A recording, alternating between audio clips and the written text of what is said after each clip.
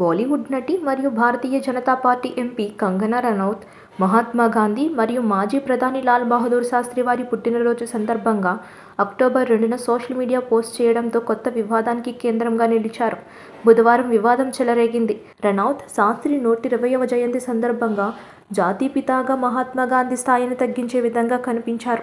దేశానికి తండ్రులు లేరు, దేశానికి కుమారులు ఉన్నారు. ఈ భారతమాత పుత్రులు ధన్యులు అని తన ఉద్దేశం బయటకు వదిలిందే.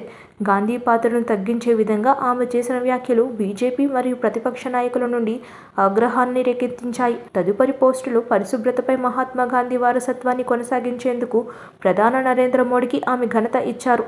అయితే జరగాల్సిన కీర్తి నష్టం అప్పటికే జరిగిపోయింది. కాంగ్రెస్ నాయకులు సుప్రియా శ్రీనాథ్ కంగనాను విమర్శిస్తూ గాంధీని అగౌరవపరిచారని, గాంధీకి శాస్త్రికి మధ్య అనవసరమైన విభజనను సృష్టించారని ఆరోపించారు.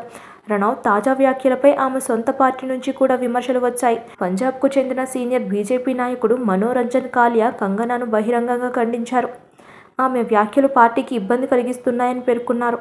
తన చిన్న రాజకీయ జీవితంలో ఆమె వివాదాస్పద ప్రకటనలు చేయడం అలవాటు చేసుకుంది. రాజకీయం ఆమె రంగం కాదు. రాజకీయం సీరియస్ వ్యవహారం. మాట్లాడే ముందు ఒక్కసారి ఆలోచించాలి. ఆమె చేసిన వివాదాస్పద వ్యాఖ్యలు పార్టీకి ఇబ్బంది కలిగిస్తాయి అని కాలియా సోషల్ మీడియాలో షేర్ చేసిన వీడియోలో పేర్కొన్నారు. సబ్స్క్రైబ్ చేయండి. Please like, share and subscribe to top Telugu TV. Top Telugu TV.